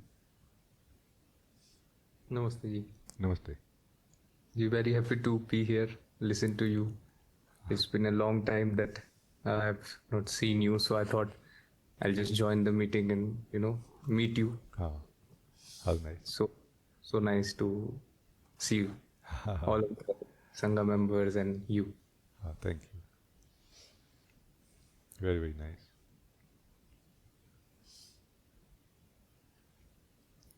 Anything you would like to share or ask? Ji, as I'm living my life, my usual life, for past like couple of months, more and more love is being noticed as I live my life. Like I used to never like value love so much because for me it was not understandable, or like for me it was too not so clear basically. uh, I like things which are like like clear and that I can understand and segregate, and but as because I was not living my practical life fully, I'm like quite young actually, abhi tak bhi I'm not so old, so I'm starting my practical life and doing a lot of things. So I need to move and like talk to so many peoples, different kind of peoples, and salesmen, and as you're talking about like a lot of them. And because of that movement I noticed that this power that love has, that is the only thing which can give my movement that kind of, how to say, smoothness in which I can like function in the world. Because every interaction dried me, like somehow it it takes your stability, and it takes your how to say, that warmth that you have and that calm that you have. And so, and whenever like if I'm like talking सुबह 9 बजे से शाम को 5 बजे तक, I'm busy with everything, and शाम को if I listen to your satsang, and if I see you, if I see your face, or like anybody else who is living in themselves, and this light of love is felt. Like it's like so, and that I sense in me also when I like when I'm working, and then I sit and suddenly something, inside me uh, gives me this energy of love, and I feel like it is a different dimension that gets triggered inside me. So I wanted to know your point of view on. I'm just sharing. I don't know how I shared it, but I'm just sharing everything that is like happening. So I just want to know your point of view on this. Oh, it's very good actually. What you are saying,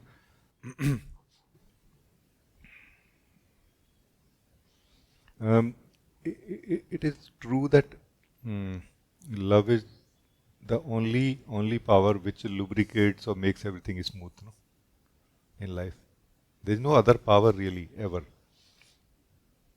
Love is the very energy of life which makes everything smooth.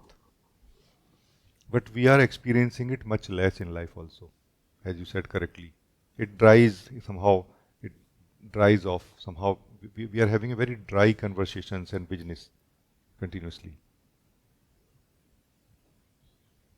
Mostly, it can be understood very easily that we are doing what we have to do and we are not doing what we want to do. For example, in our offices, we used to talk like this in the professions, that continuously we are doing what we want, not doing what we want to do, and we are doing what we have to do. Have to do is like a pressure, under a pressure for a certain thing, but we are not doing that work. So, but ultimately that love is not coming in what we are doing. Love comes from inside, no? So I found there are two particular possibilities for this love to come from inside. One is when we have a very strong desire for something, like a project of my life or something, no? Then our focus remains on that desire, and that desire becomes like a outlet for the being to pour its own love into whatever it does. Now it's not really giving love to people. It is giving love to the desire it has.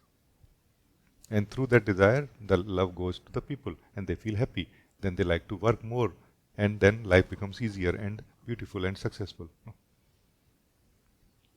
So that's why those who are able to pour their being much more into the desire, one desire or like this they have, they become successful in life in this way. No? Also. Because being is the love. Being when not doing anything is the being. When it is pouring itself and that gets into the flow of life, this is what is felt as love, or that divine lubrication, no? That divine smoothness. No? This is one way. Another way is that when we start living from the being in the 2-1-1 position, when we start living from the being, then everything that comes out of us is love only. Because we are sharing our being only directly now. Through everything. Now everything becomes a medium. Even if there is nobody there to talk, let's say, and you have the feeling to talk, you will still be talking from your being only. And your being and the love of your being will be coming in your talks. Even if when we are walking alone, without anybody looking at us or sharing our being, that time we will be emitting that pure being only. No? This is another possibility I found. But generally, yes, it is true that love is the only thing which is, actually love is not the energy that moves things or makes things smooth. It is also the reason why we do anything. Why else anybody would do anything, if we don't feel that excitement of life. In this love, we feel excitement to live. No? It is said that the company does not make the journey easier, but it makes it worthwhile. No? It makes it worth doing it. No? Company can be replaced by love. No? Love does not make our life easier, but it makes it worth living it, worth going through all the challenges. A life without challenges and without love. A life full of challenges but full of love. Which one we want? A life of comfort is the previous version of it. Life of freedom or freshness is the second one.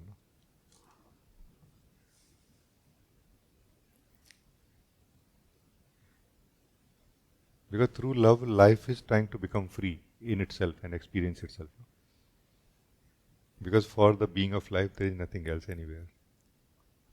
Inside and outside, starting point and end point, both are the being of life for the being of life. Like this. So it doesn't have a fear of losing itself anywhere in anything. It can pour itself into any activity completely. Or anybody who can pour themselves into any activity completely, even for a moment, can discover what truth is, what truth, the being of life is also. It is discovered, always. Like the being of life becomes visible immediately, like that what we call glimpse of truth happens. Complete truth. Glimpse of complete truth happens. So thank you, very nice talking on this topic. It's a nice, thank you.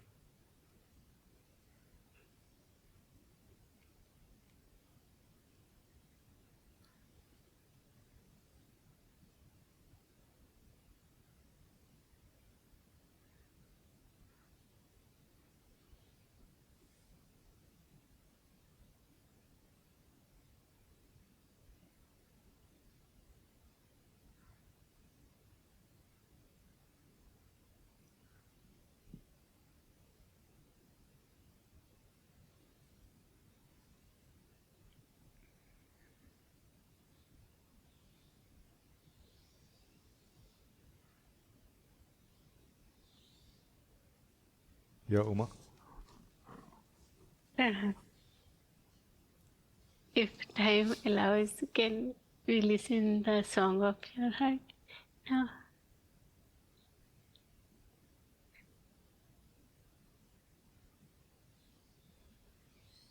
In a context where we are today, right now, it's not so easy to add something like a top something up here, no? Already, it's such an amazing conversation going on.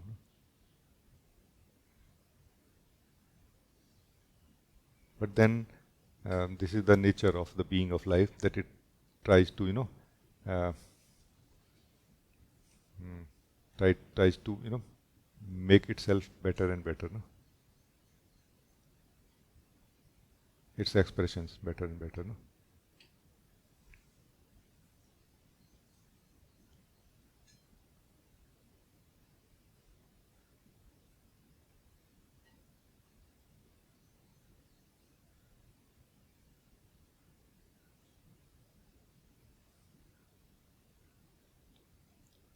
In a very simple way, I'm trying to share with you that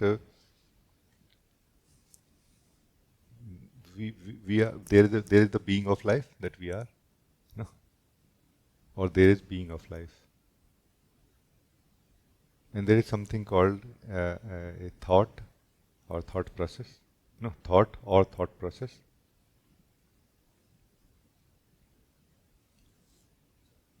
That thought process is like a window through which the being of life is looking, no? At what it is looking is not something other than the being of life.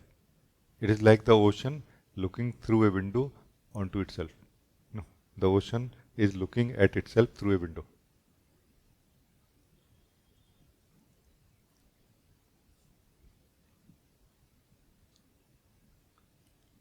Now, what it is looking at is truth. Who is looking at it is truth. But what it is seeing is not truth. Do you see the magic part of it? What it is seeing is not truth. But it is not false also. It is like a snake in the rope. It is not there where it is being experienced. So the word, what we know as the word that we are trying to be free from, is actually that which does not exist. But something exists. That something is the being of life, has expanded itself into everything that we are seeing and experiencing.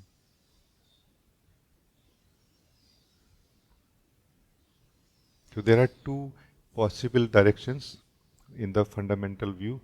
One is dividing, one is uniting. The egoic approach is trying to divide as much as we can. The way of the being is to unite as much as we can. No? Because uniting basically is returning to the source, to the center also, you can say, in one sense. Or to the central view, let's say. No?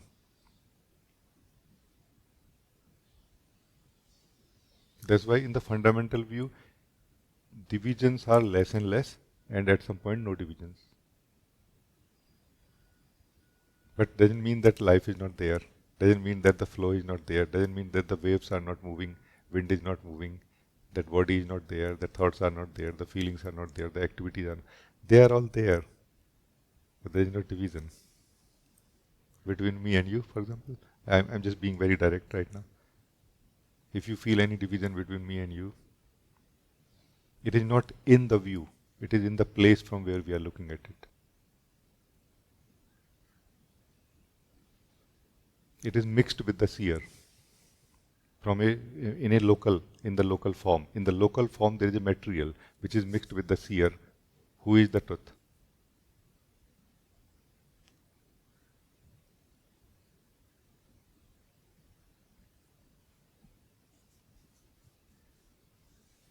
It is said that truth cannot be seen. Can it be this region also, that truth cannot be seen from the individual point of view? Because individual point of view is full of some energy which get mixed with the seer, and it distorts the seeing. No, distortion happens in the seeing.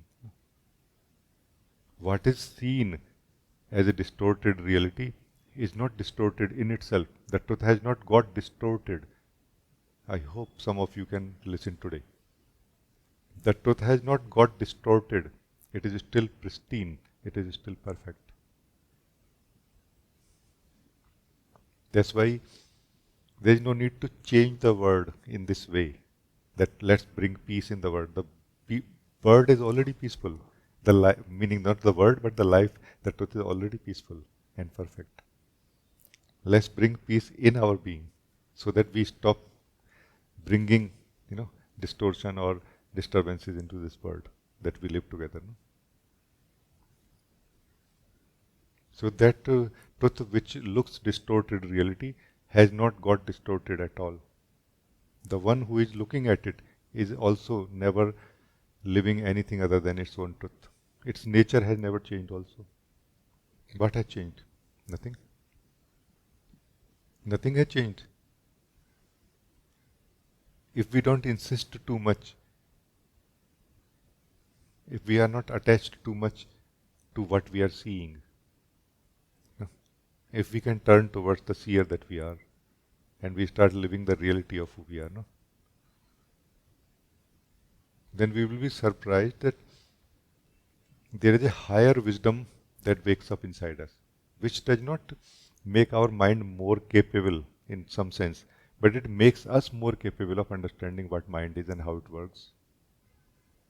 And all these things which are being shared also. It's natural in the being, but you, the being, need to return to your purity of being.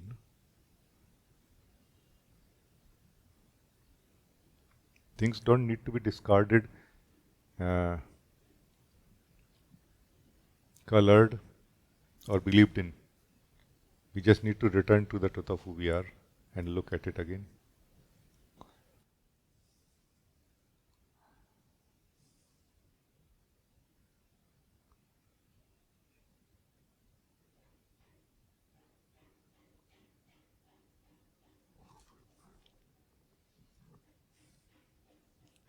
Like when we go to a movie hall also sometime, where we are watching a 3D movie.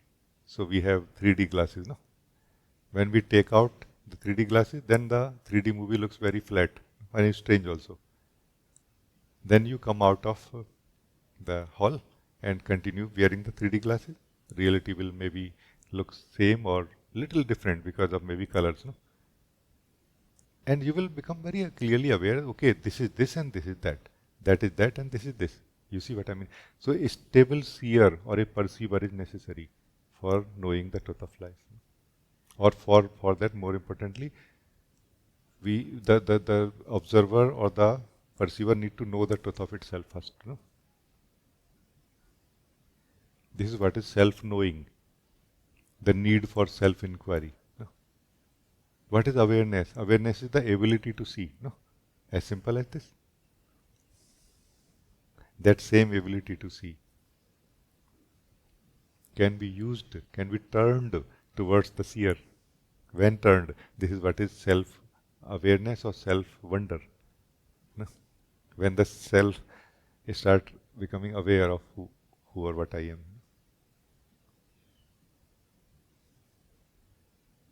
And in between these 2 points is the world in which we live, or the world that we believe exists also.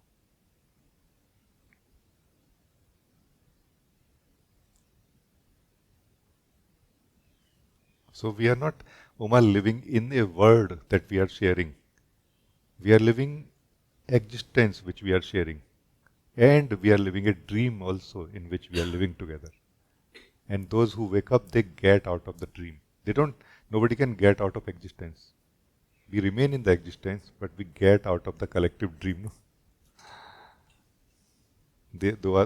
Those who get out of this collective dream are the ones who are called awake. No? Like this. Thank you. It was very nice that you invited me. Thank you.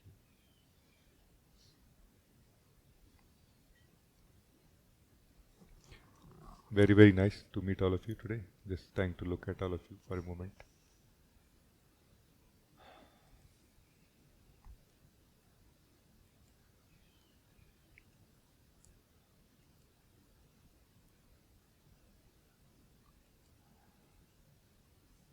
So amazing, no?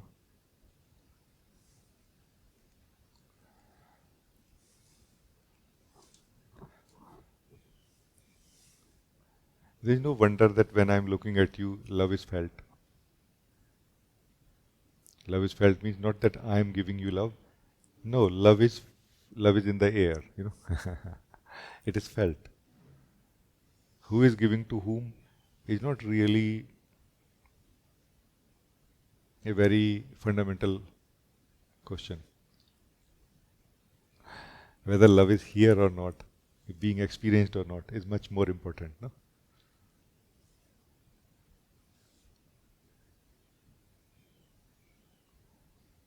When I thank you, I thank the being of life.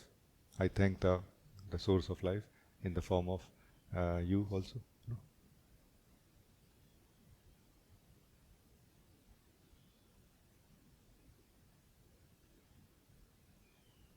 And there might be somebody in between, the middleman, thinking that I'm thanking you. Actually not. Sorry, but I love you. But I am thanking all this while the ultimate in you. No?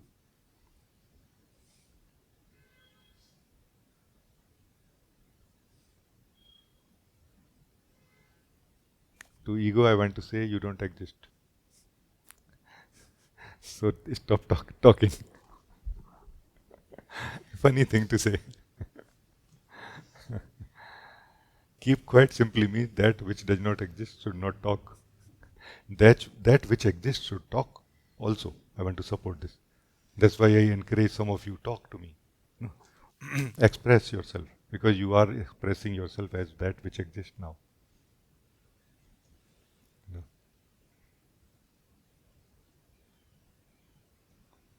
So very, very nice. Thank you for joining today. Thank you.